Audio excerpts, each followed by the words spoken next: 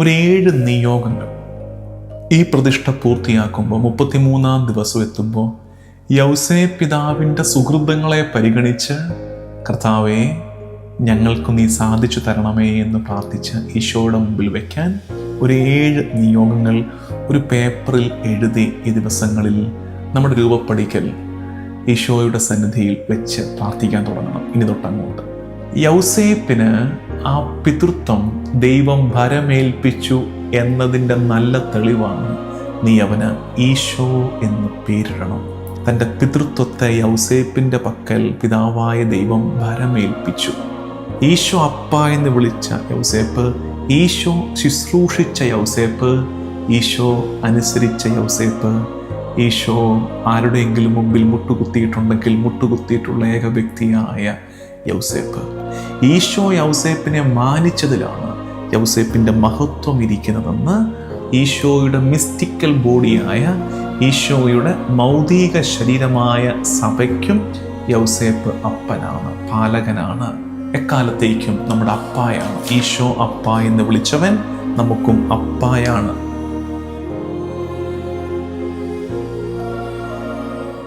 ഈശോ മിശിഹായിക്ക് സ്തുതിയായിരിക്കട്ടെ. യൗസേപ്പ് പിതാവിനോട് നമ്മൾ നടത്തുന്ന പ്രതിഷ്ഠയുടെ 13-ാം ദിവസം. യൗസേപ്പ് പിതാവിൻ്റെ, നമ്മുടെ നല്ല അപ്പായുടെ കരം പിടിച്ച് നമ്മൾ നടത്തുന്ന യാത്ര. ഒത്തിരി നിയോഗങ്ങളൊക്കെ വെച്ച് പ്രാർത്ഥനയോടെ ഈ ശുശ്രൂഷയിൽ പങ്കെടുക്കുന്ന ഏറെ പേരുണ്ടെന്ന് എനിക്കറിയാം. നിങ്ങളോട് പറയാനുള്ളത്, എന്നെയും പ്രാർത്ഥനയിൽ ഓർക്കണേ. നിങ്ങളുടെ ഈ നിയോഗങ്ങളിൽ എന്നെയും ഉൾപ്പെടുത്തണേ. ഒപ്പം തന്നെ ഫീഡ് മൈ ഷീപ്പിൻ്റെ എല്ലാ ശുശ്രൂഷകളെ ഫീഡ് മൈ ഷീപ്പിലൂടെ എപ്പോഴും ഒരേപോലെ ചെയ്യാൻ പറ്റാറില്ലെങ്കിലും ഈ കാലത്തൊക്കെ, ഈ സമയത്തൊക്കെ ഇത്രയും കാര്യമായിട്ട് ഫീഡ് മൈ ഷീപ്പ് നിങ്ങളിലേക്ക് എത്തുമ്പോൾ നിങ്ങൾ എൻ്റെ മുഖമാണ് കാണുന്നത്. പക്ഷേ ഇതിൻ്റെ പിന്നിൽ അധ്വാനിക്കുന്നവരുണ്ട്. ഒരു ടീം ഇതിനു വേണ്ടി വർക്ക് ചെയ്യുന്നുണ്ട്. നമ്മുടെ ഏറെയും യുവജനങ്ങളാണ് ഇതിനു വേണ്ടി വർക്ക് ചെയ്യുന്നത്. നമ്മുടെ എഡിറ്റിംഗ് സെഷൻ നന്നായിട്ട് കൈകാര്യം ചെയ്യുന്നവർ, അതൊക്കെ നിങ്ങൾ പ്രത്യേകം പ്രാർത്ഥനയിൽ ഓർക്കണം. ഓസ്ട്രേലിയയിൽ നടന്നുകൊണ്ടിരിക്കുന്ന ധ്യാനങ്ങൾ നിങ്ങളുടെ പ്രാർത്ഥനയിൽ ഉണ്ടാകണം. ഒരു കാര്യം ഇന്ന് പ്രത്യേകം ഏൽപ്പിക്കുകയാണ് നിങ്ങളെ.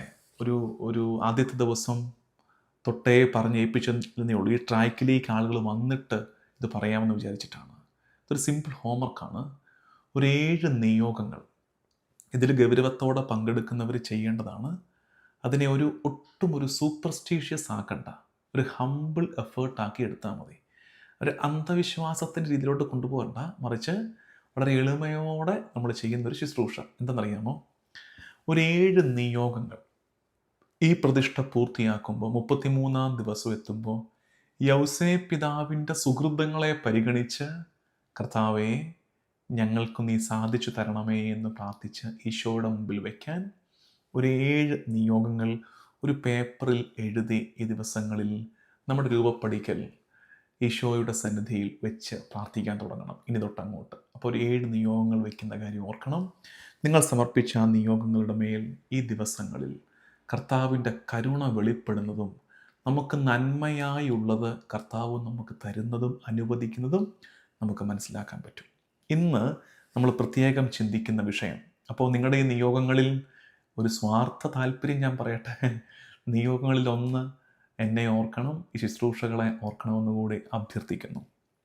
ഇന്ന് നമ്മൾ പ്രത്യേകം ചിന്തിക്കുന്ന വിഷയം, യൗസേപ്പ് പിതാവിനെ നമ്മൾ പല പേരുകളിൽ ഈശോയുടെ നിയമാനുസൃതമുള്ള, നിയമത്താലുള്ള ലീഗൽ അപ്പ എന്ന് വിളിക്കുന്നു, അല്ലെങ്കിൽ സ്പിരിച്വൽ ഫാദർ, ആത്മീയ അപ്പ എന്ന് വിളിക്കുന്നു, വെർജിനൽ ഫാദർ, ഈശോയുടെ കന്യകനായ അപ്പൻ എന്ന രീതിയിൽ, അതായത് വിരക്തനായ അപ്പൻ എന്ന രീതിയിൽ വിളിക്കുന്നു. അങ്ങനെ യൗസേപ്പ് പിതാവിനെ പല പേരുകൾ വിളിക്കും. ആ കൂട്ടത്തിൽ വിളിക്കുന്ന ഒന്നാണ് ഫോസ്റ്റർ ഫാദർ, നമുക്കൊക്കെ അറിയാവുന്ന പേര്, വളർത്തു പിതാവേ എന്നുള്ളത്. ഈ പേരുകളൊന്നും പുതിയ നിയമത്തിൽ നമ്മൾ കാണുന്ന പേരുകളല്ല, പക്ഷേ നമ്മൾ ഉപയോഗിക്കുന്ന യൗസേപ്പ് പിതാവിനോടുള്ള ആദരവിനാൽ തിരുവചനത്തിൻ്റെ വെളിച്ചത്തിൽ നമ്മൾ ഉപയോഗിക്കുന്ന വാക്കുകളാണ്. ഇതിൽ പ്രത്യേകം ഈ പേരുകൾക്കൊക്കെ അർത്ഥമുണ്ട്. അപ്പ എന്ന് ഓരോന്നും കൂട്ടി അപ്പ, ഈശോയുടെ വളർത്തു പിതാവ് അല്ലെങ്കിൽ ഈശോയുടെ നിയമാനുസൃതമുള്ള അപ്പ എന്നൊക്കെ വിളിക്കുമ്പോൾ അതിന് അർത്ഥമുണ്ട്. എന്താ അതിൻ്റെ അർത്ഥം? അപ്പ എന്ന് വിളിക്കാനുള്ള കാരണം എന്താ? എന്ത് കാരണത്താലാണ്? യഹൂദ രീതി അനുസരിച്ച് കൊച്ചിന് പേരിടാനുള്ള അവകാശം ആർക്കുള്ളതാണ്? അത് അപ്പൻ്റെ അവകാശമാണ് കൊച്ചിന് പേരിടുന്നത്. അതുകൊണ്ടല്ലേ നമ്മൾ കാണുന്നില്ലേ സ്നാപക യോഹന്നാന് പേരിടാൻ ആർക്കാണ് അധികാരം? സക്കറിയായിക്ക്. സക്കറിയായിക്ക്. എലിസബത്ത് പേരൊക്കെ പറഞ്ഞെങ്കിലും ആരും മൈൻഡ് ചെയ്തില്ല. നീ അവിടെ മിണ്ടാതിരിക്കുക. ഇന്നങ്ങനല്ല. അന്നത്തെ ആ രീതി, അന്നത്തെ പേട്രിയാർക്കൽ സൊസൈറ്റി, ജുദൈസത്തിന്റെ നിയമങ്ങൾ, രീതികൾ, അങ്ങനെയൊക്കെ തന്നെ മനസ്സിലാക്കിയാൽ മതി. അപ്പൊ എലിസബത്ത് ഒരു പേര് പറഞ്ഞപ്പോൾ ആർക്കൊരു വിലയില്ല. എഴുത്തുപലക ആവശ്യപ്പെട്ടു. സക്കറിയ പേരിട്ടു. എന്ത്? യോഹന്നാൻ. അപ്പൻ്റെ അവകാശമാണ് പേരിടിയിൽ. അപ്പോൾ യൗസേപ്പിന് ആ പിതൃത്വം ദൈവം ഭരമേൽപ്പിച്ചു എന്നതിൻ്റെ നല്ല തെളിവാണ് നീ അവന് ഈശോ എന്ന് പേരിടണം. തൻ്റെ പിതൃത്വത്തെ യൗസേപ്പിൻ്റെ പക്കൽ പിതാവായ ദൈവം ഭരമേൽപ്പിച്ചു. അത് എപ്പോഴാണ് പറഞ്ഞു കൊടുക്കുന്നത്? ആ ഗബ്രിയേൽ മാലാഖ വഴി അറിയിക്കുന്നു, മറിയത്തെ ഭാര്യയായി സ്വീകരിക്കാൻ ശങ്കിക്കേണ്ട. അവൾ ഗർഭവതിയായിരിക്കുന്നത് പരിശുദ്ധാത്മാവിനാലാണ്. ദൈവിക പദ്ധതി വെളിപ്പെടുത്തി കൊടുത്ത് അതിൻ്റെ പിന്നാലെ ഈ പദവി, ഈ അവകാശം കൂടെ യൗസേപ്പിനെ സ്വർഗം ഏൽപ്പിക്കുകയാണ് എന്ന് ഓർക്കണം.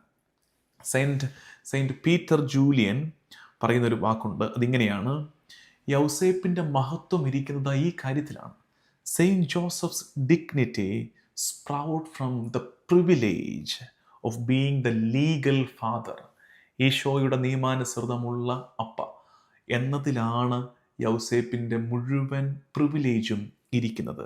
അതായത് ഈശോ അപ്പ എന്ന് വിളിച്ച യൗസേപ്പ്, ഈശോ അപ്പ എന്ന് വിളിച്ച യൗസേപ്പ്, ഈശോ ശുശ്രൂഷിച്ച യൗസേപ്പ്, ഈശോ അനുസരിച്ച യൗസേപ്പ്, ഈശോ ആരുടെയെങ്കിലും മുമ്പിൽ മുട്ടുകുത്തിയിട്ടുണ്ടെങ്കിൽ മുട്ടുകുത്തിയിട്ടുള്ള ഏക വ്യക്തിയായ യൗസേപ്പ്. പറ്റേണൽ ബ്ലെസ്സിങ്, അല്ലേ?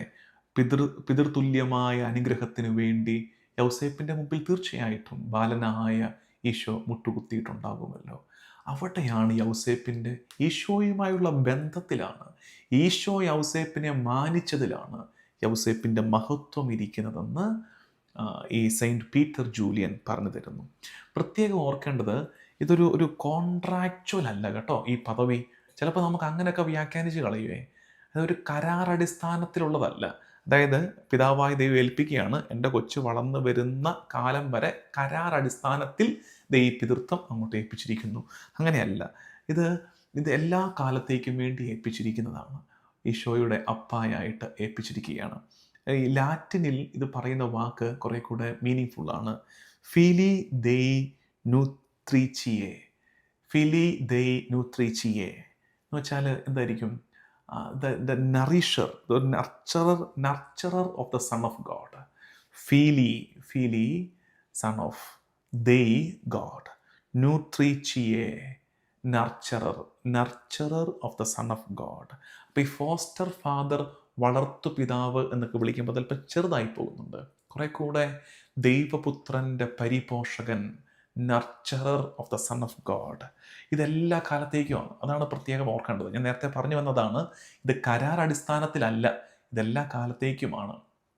അത് മറിയത്തെ നമ്മൾ എപ്രകാരം എല്ലാ കാലത്തേക്കും നമ്മുടെ അമ്മ എന്ന് ഏറ്റു പറയുന്നു, അതുപോലെ തന്നെ യൗസേപ്പ് എല്ലാ കാലത്തേക്കും എന്നും എക്കാലത്തേക്കും നമ്മുടെ അപ്പായാണ്. ഈശോ അപ്പ എന്ന് വിളിച്ചവൻ നമുക്കും അപ്പായാണ്. നമുക്കപ്പ ഈശോയുടെ അപ്പായായിട്ട് എല്ലാ കാലത്തേക്കും യൗസേപ്പ് ഉണ്ടെങ്കിൽ ചേർത്ത് മനസ്സിലാക്കേണ്ട ഒന്ന്, ഈശോയുടെ മിസ്റ്റിക്കൽ ബോഡിയായ, ഈശോയുടെ മൗതിക ശരീരമായ സഭയ്ക്കും യൗസേപ്പ് അപ്പനാണ്, പാലകനാണ്, ഈ നർച്ചറാണ് എന്ന് ഓർക്കണം.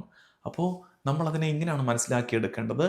ഈശോയുടെ ഭൂമിയിലെ അപ്പായെ, എന്നും എക്കാലവും ഈശോയ്ക്ക് അപ്പ ആയിരിക്കുന്നവനെ എനിക്കും സഭയ്ക്കും നീ അപ്പ ആണെന്ന് ഞങ്ങൾ തിരിച്ചറിയുന്നു. അപ്പൻ്റെ പക്കൽ ഞങ്ങളെ തന്നെ ഏൽപ്പിക്കുന്നു. ഈശോയെ എന്ന പോലെ ഞങ്ങളെയും പാലിക്കണമേ. ഈശോയുടെ ശരീരമായ സഭയെ നീ കാക്കണമേ എന്ന് യൗസേപ്പിൻ്റെ പക്കൽ പ്രാർത്ഥിക്കണം. അപ്പോൾ നമ്മൾ ഈ എർത്ത്ലി പിൽഗ്രിമേജ് നടത്തുമ്പോൾ നമ്മൾ തീർത്ഥാടനമാണ്. നമ്മൾ ഫീഡ് മൈ ഷീപ്പിൽ നടത്തിക്കൊണ്ടിരിക്കുന്ന നോമ്പുകാല ധ്യാനത്തിൻ്റെ പേര് മാർഗം, ദ വേ. യാത്രയിലാണ് നമ്മൾ, പിൽഗ്രിമേജിലാണ്. നമ്മുടെ യാത്രയിൽ യൗസേപ്പ് നമുക്ക് അപ്പായാണ്. എന്നിട്ടോ ഈ യാത്ര അവസാനിച്ച് സ്വർഗത്തിൽ ചെല്ലുമ്പോൾ അവിടെ നമ്മുടെ അപ്പ യൗസേപ്പ് നമുക്ക് വേണ്ടി കാത്തിരിക്കും. സ്വർഗീയ പിതാവിൻ്റെ മുമ്പിൽ നമ്മളെ യൗസേപ്പ് പിതാവ് കൊണ്ട് നിർത്തും, നമ്മളെ ഒരുക്കി നിർത്തും. അപ്പോൾ ഈ അപ്പായുടെ മുമ്പിൽ, യൗസേപ്പിൻ്റെ മുമ്പിൽ നമുക്ക് നമ്മെ തന്നെ സമർപ്പിക്കാം. യൗസേപ്പിൻ്റെ നല്ല മാധ്യസ്ഥ്യം തേടി പ്രാർത്ഥിക്കാം. ഇന്ന് ലുത്തീനിയ പാടി പ്രാർത്ഥിക്കുക. സാധിക്കുന്നവർ നമ്മുടെ ഇതിൽ കിടക്കുന്ന ഭാഗ്യപ്പെട്ടമാർ യൗസേപ്പ് എന്നുള്ള പ്രാർത്ഥന വീണ്ടും ചൊല്ലാൻ തുടങ്ങിയവർ ഒത്തിരി പേരുണ്ട്. ഒത്തിരി പേര് ചെല്ലുന്നുണ്ടായിരുന്നു, കുറേ പേർക്ക് ഇടയ്ക്കെപ്പോഴും മിസ്സായിപ്പോയി. അവർ വീണ്ടും ചെല്ലാൻ തുടങ്ങി. ചിലർ ഒന്ന് കേട്ടെങ്കിലും പിന്നെ അത് കണ്ടിന്യൂ ചെയ്യാൻ പറ്റിയില്ല. വീണ്ടും ഇന്ന് ഇത് രണ്ടും ഭാഗ്യപ്പെട്ടമാർ യൗസേപ്പയെയും ലുത്തീനിയായും ചൊല്ലി പ്രാർത്ഥിക്കണമെന്ന് 7 നിയോഗങ്ങൾ എഴുതി വയ്ക്കുന്ന കാര്യം മറക്കരുതെന്ന് കൂടി ഓർമ്മിപ്പിക്കുന്നു. നമുക്കൊരുമിച്ച് പ്രതിഷ്ഠാജപം ചൊല്ലി നമ്മെ തന്നെ യൗസേപ്പ് പിതാവിൻ്റെ ശക്തിയേറിയ മാധ്യസ്ഥ്യത്തിന് കാഴ്ചവെച്ച് പ്രാർത്ഥിക്കാം. വിശുദ്ധ യൗസേപ്പ് പിതാവിനോടുള്ള പ്രതിഷ്ഠാ പ്രാർത്ഥന. ഓ ഏറ്റവും വന്ധ്യനായ വിശുദ്ധ യൗസേപ്പ് പിതാവേ, അങ്ങയുടെ ബഹുമാനത്തിനായി ഞാൻ എന്നെ തന്നെ പ്രതിഷ്ഠിക്കുന്നു. അങ്ങെപ്പോഴും എൻ്റെ പിതാവും സംരക്ഷകനും രക്ഷയുടെ പാതയിൽ എൻ്റെ വഴികാട്ടിയും ആയിരിക്കുന്നതിനായി ഞാൻ എന്നെ തന്നെ പൂർണ്ണമായി അങ്ങേക്ക് സമർപ്പിക്കുന്നു. ഹൃദയത്തിൻ്റെ വലിയ നിർമ്മലതയും ആന്തരിക ജീവിതത്തോടുള്ള തീക്ഷ്ണമായ സ്നേഹവും എനിക്കായി വാങ്ങിത്തരണമേ. അങ്ങയുടെ മാതൃക പിന്തുടർന്ന് മിശിഹായുടെ തിരുഹൃദയത്തോടും മറിയത്തിൻ്റെ വിമല ഹൃദയത്തോടും ചേർന്ന് ദൈവത്തിൻ്റെ വലിയ മഹത്വത്തിനായി എൻ്റെ എല്ലാ പ്രവൃത്തികളും ചെയ്യുവാൻ എന്നെ സഹായിക്കണമേ. ഭാഗ്യപ്പെട്ട വിശുദ്ധ യൗസേപ്പ് പിതാവേ, അങ്ങയുടെ പുണ്യ മരണത്തിൻ്റെ സമാധാനത്തിലും സന്തോഷത്തിലും പങ്കുചേരുവാൻ എനിക്കായി പ്രാർത്ഥിക്കണമേ. ആമേൻ.